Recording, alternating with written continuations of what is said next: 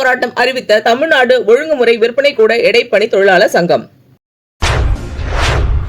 சென்னை சேப்பாக்கத்தில் உள்ள பத்திரிகையாளர் மன்றத்தில் தமிழ்நாடு ஒழுங்குமுறை விற்பனை கூட இடைப்பணி தொழிலாளர் சங்கம் சார்பில் செய்தியாளர் சந்திப்பு அச்சங்கத்தின் மாநில பொதுச் செயலாளர் சரவணன் அவர்கள் தலைமையில் நடைபெற்றது. நடைபெற்ற இந்த செய்தியாளர் சந்திப்பில் அச்சங்கத்தின் நிர்வாகிகள் உடனிருந்தனர். தமிழ்நாடு ஒழுங்குமுறை விற்பனை கூட இடைப்பணி தொழிலாளர் சங்கத்தின் மாநில பொதுச் செயலாளர் சரவணன் செய்தியாளர் கூறுகையில், இடைப்பணி தொழிலாளர்களின் வாழ்வுரிமை கோரிக்கைகளை முன்வைத்து 28/2/2026 சனிக்கிழமை சென்னை ராஜரத்னம் ஸ்டேடியம் அருகில் மாபெரும் தர்ணா போராட்டம் நடத்த இருப்பதாக தெரிவித்தார்.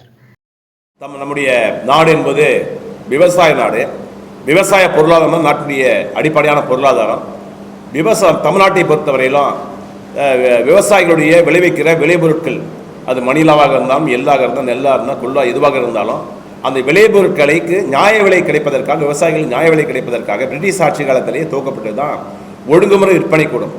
இது நம்ம இந்தியாவுக்கு சுதந்திரம் பெற்ற பின்னால் மாநில அரசாங்கம் இந்த சட்டத்தை வரைமுறைப்படுத்தி தமிழ்நாட்டில் ஒழுங்குமுறை விற்பனை கூடம் என்ற பெயரில் 270 இடங்களில் தமிழ்நாடு முழுவதும் இந்த நம்முடைய விவசாயத்துறையின் கீழே ஒழுங்குமுறை விற்பனை கூடங்கள் அமைக்கப்பட்டது.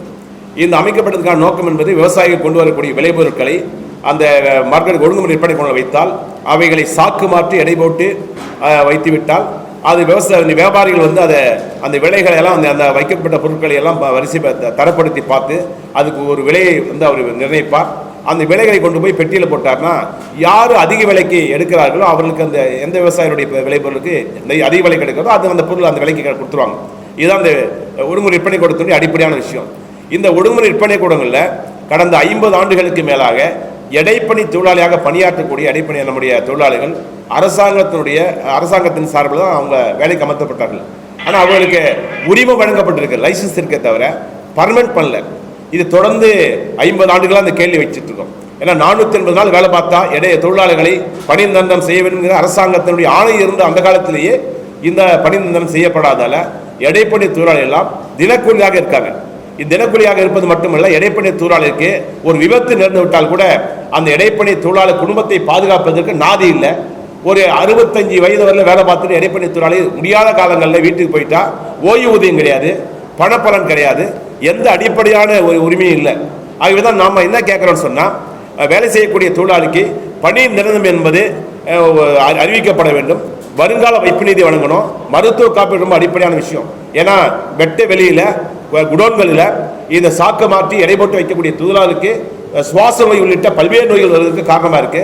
ஆகவே மருத்துவ காப்பீடு என்பது மற்ற அரசாங்க துறைகளில் இருக்கக்கூடிய வேலை பார்க்கக்கூடிய காட்டிலும் கூடுதலான தேவை என்பது இடைப்பணி தொழிலாளருக்கு. ஆகவே இந்த மருத்துவ காப்பீடு வழங்க வேண்டும். வேலையில் இருக்கக்கூடிய தொழிலாளி ஒரு இயற்கையான மரணம் அடைந்தால் அந்த குடும்பத்துக்கு உரிய நிவாரணம் வழங்க வேண்டும்.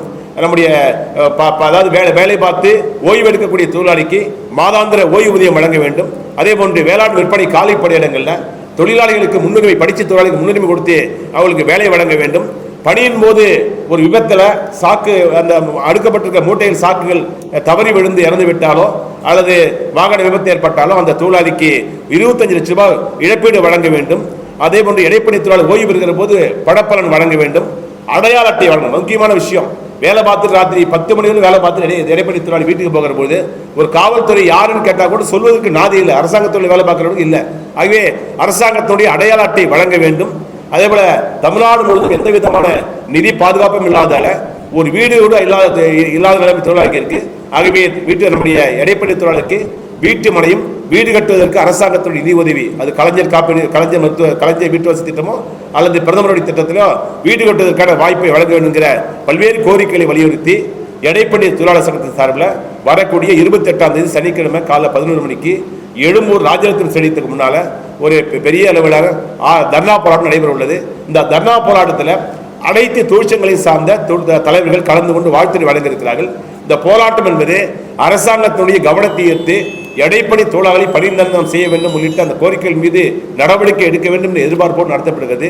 இதன் மீது நடவடிக்கை எடுக்கவில்லை சொன்னால் தமிழ்நாடு முழுவதும் தேர்தல் காலங்கள் இடைப்பணி தொழிலாளர்கள் எல்லா இடங்களிலுமே வேலைநிறுத்தம் செய்வார்கள்.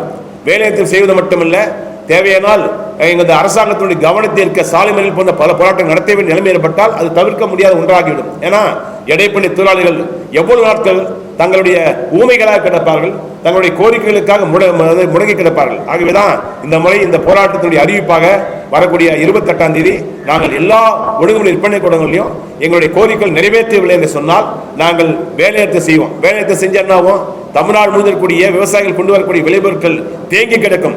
தேங்கி கிடத்தால் விவசாயிகள் போராட்டத்தில் ஈடுபடுவாங்க. இப்படிப்பட்ட நிலைமை உருவாகி சட்டமன்ற பிரச்சனை ஏற்படும் என்பதால் அரசாங்கம் கவனத்தில் கொள்ள வேண்டும். அதன் மீதும் நடவடிக்கை இல்லைன்னு சொன்னால் நம்ம எங்கள் தேர்தல் வரக்கூடிய காலங்களில் நாங்கள் சாலை மறியல் உள்ளிட்ட பல்வேறு கட்ட போராட்டம் நடத்துவோம் அரசாங்கத்துடைய கவனத்தை ஈர்ப்பதற்கு. மாறாக அரசாங்கத்தை நெருக்கடிக்குள்ளாக்க வேண்டும் என்பது நோக்கம் இல்லை.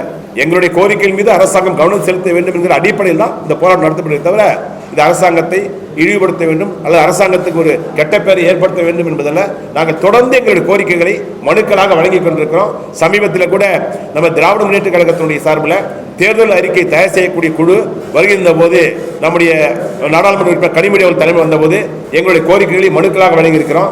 இப்படி பல்வேறு அரசியல் கட்சிகளுக்கு நாங்கள் தேர்தல் அறிக்கைக்கான தயாரிப்புகளுக்கு மனுக்களை வழங்கியிருக்கிறோம். ஆகவே உரிய நடவடிக்கை எடுக்க தவறினால் அடுத்தடுத்த போராட்டங்களில் ஈடுபட்டு தமிழ்நாடு முழு சாலை மறியல் போராட்டத்தையும் வேலைநிறுத்த போராட்டத்தையும் நடத்துவோம் என்பதை பணியோடு தெரிவித்துக் கொள்கிறேன். ஏவி சரவணன் சங்கத்துடைய பொதுச் செயலாளர், ஆர் மாரிமுத்து மாநில துணை செயலாளர், நம்ம கேசவன் திருவண்ணாமலை மாவட்ட செயலாளர், ஜெயபால் செய்யாறு, ஆதியன் போலூர். இந்த வீடியோ உங்களுக்கு பிடிச்சிருந்தா லைக் பண்ணுங்க, கமெண்ட் பண்ணுங்க, ஷேர் பண்ணுங்க, சப்ஸ்கிரைப் பண்ணுங்க.